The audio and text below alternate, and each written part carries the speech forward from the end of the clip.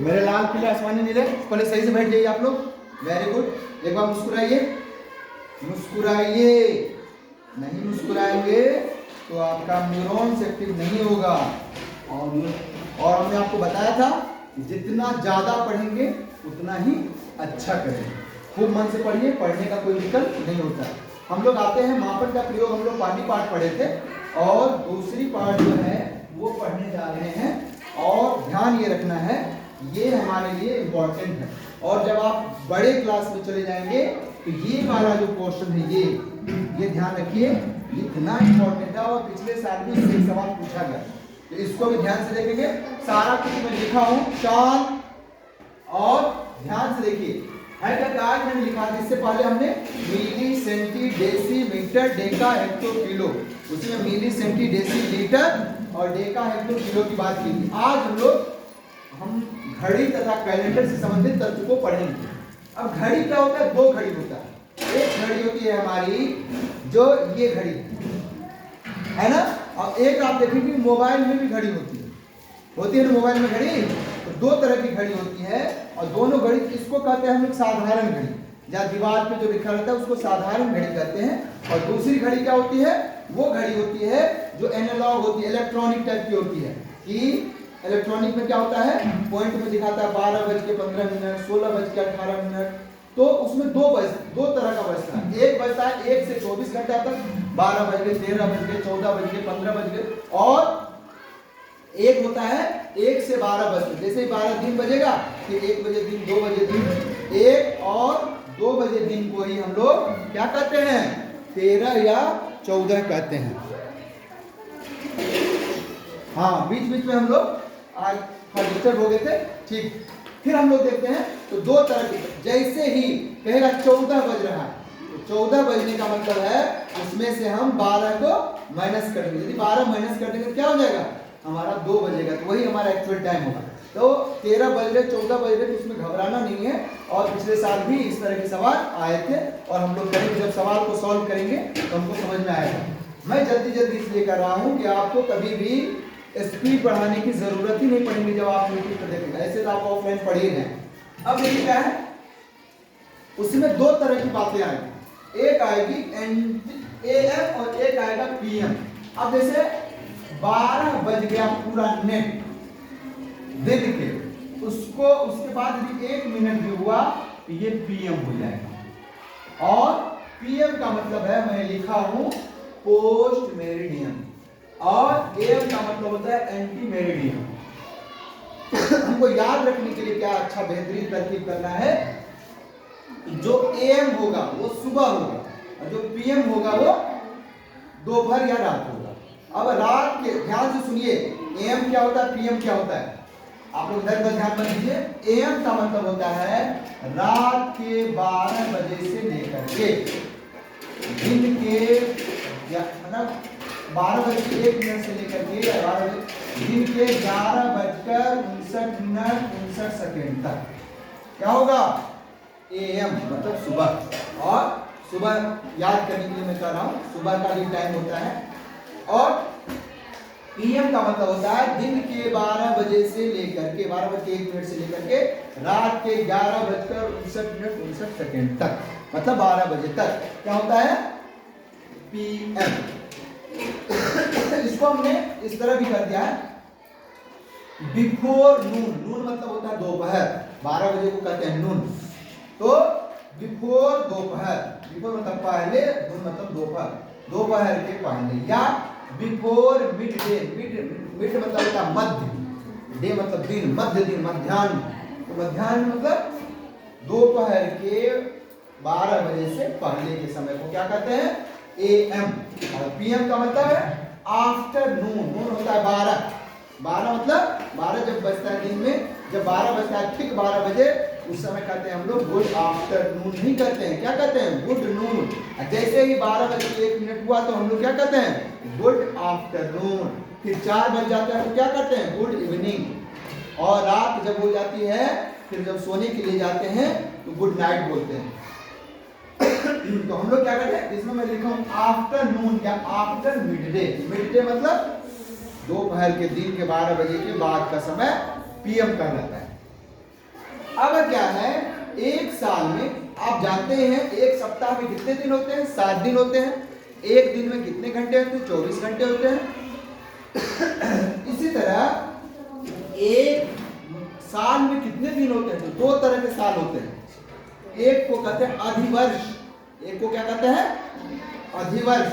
हिंदी में उसको कहते हैं लिप ईयर, लिप वर्ष। ईयर मतलब वर्ष, अधिवर्ष या लिप वर्ष। और जिसमें 365 दिन होते हैं। तो 365 दिन कब होगा, जब फरवरी में 28 दिन होगा तो उसको कहेंगे हम साधारण वर्ष। और जब फरवरी में 29 दिन होगा उसको कहेंगे हम लीप ईयर, मतलब अधिवर्ष। अब जैसे देखिए, आज है दिन का शुक्रवार, आज शुक्रवार है, आज तारीख है 18। 18 में जब हम 7 जोड़ते हैं तो हो गया 25, मतलब 25 तारीख को भी शुक्रवार ही पड़ेगा। हमने लिखा है कि प्रत्येक दिन के 8वें दिन क्या, कौन सा दिन होता है, वही दिन होता है। आज शुक्रवार है तो 8वें दिन मतलब एक सप्ताह बाद, 7 दिन बाद क्या होगा, 7 दिन बाद मतलब 8वां दिन। 8वां दिन क्या होगा, शुक्रवार ही होगा। और 1 रुपया में कितने पैसे होते हैं, 100 पैसे। ये तो आप लोगों को पता ही है। अब किस वर्ष में कितना दिन होता है ये ध्यान रखने के लिए एक अच्छे से ध्यान देंगे, ये हम मुट्ठी बांधेंगे। हम कक्षा 4 में ही बताए थे, फिर भी बता रहे हैं। जब मुट्ठी बांधे तो जो ऊपर वाला भाग है वो 31 दिन का होगा, और जो नीचे वाला भाग होगा फरवरी छोड़ के वो 30 दिन का होगा। अब देखिए, जनवरी 31 दिन, फरवरी 28 से 29 दिन, फिर मार्च 31 दिन, अप्रैल 30 दिन, मई 31 दिन, जून 30 दिन, जुलाई 31 दिन, फिर मुट्ठी शुरू से करते हैं। अगस्त 31 दिन, सितंबर 30 दिन, अक्टूबर 31 दिन, नवंबर 30 दिन, दिसंबर 31 दिन।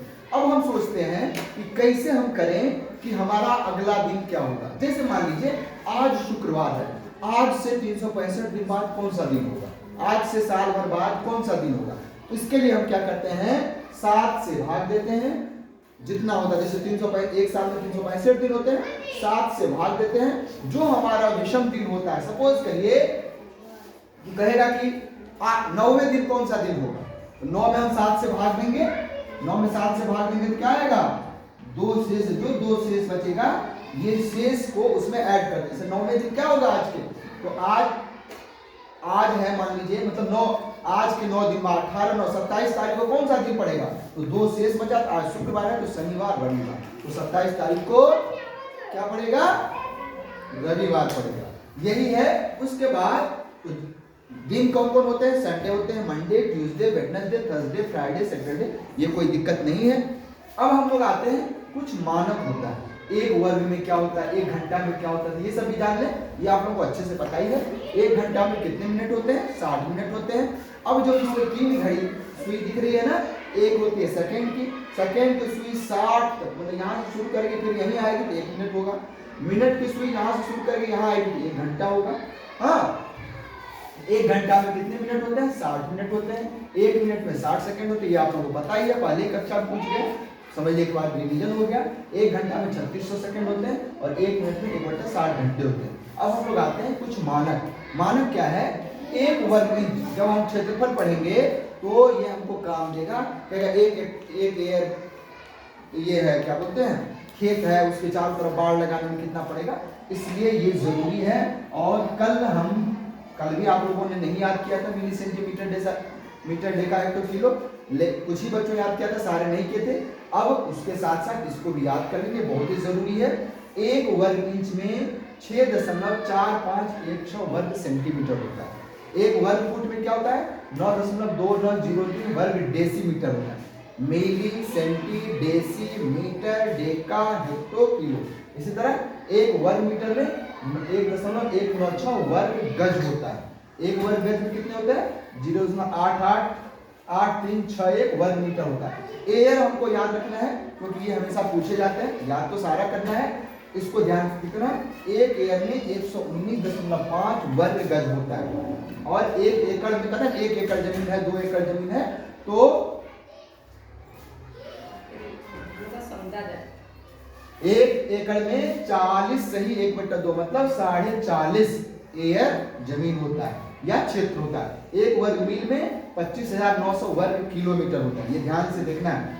1 वर्ग लग्गी कथन 1 धूर है, 2 धूर है, जब जमीन की माप की जाती है तो ध्यान रखना है 1 वर्ग लग्गी में 1 धूर होता है, 20 वर्ग लग्गी में 20 धूर होता है। धूर का मतलब 20 धूर होगा तो 1 कट्ठा, 1 बिस्वा, कहते हैं 1 बिस्वा जमीन है, 20 बिस्वा का 1 बीघा होता है, वही 1 बिस्वा या कट्ठा एक ही बात होती है।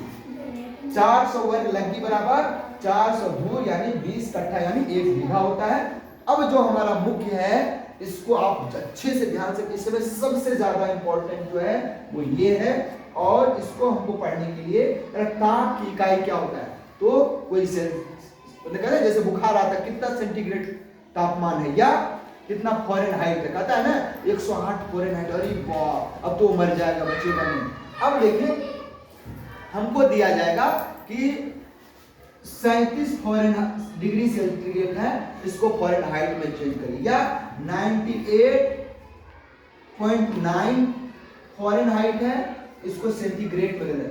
इसके सेंटीग्रेड के लिए 5F-32/9 और फ़ारेनहाइट से, फ़ारेनहाइट जब हमको सेंटीग्रेड दिया होगा फ़ारेनहाइट निकालना होगा तो 9C मतलब सेंटीग्रेड प्लस 160/5।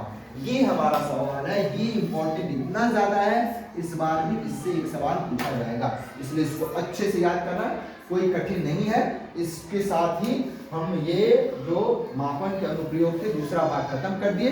अब अगला भाग जब हम लोग पढ़ेंगे, संभवतः मंडे को पढ़ेंगे, तब तक हम लोगों का क्या होगा, सारा क्वेश्चन आप लोग देखेंगे, जो नहीं आएगा उसमें सारे क्वेश्चन को समेट के एक ही पार्ट में पूरा मापन के अनुप्रयोग खत्म कर देंगे।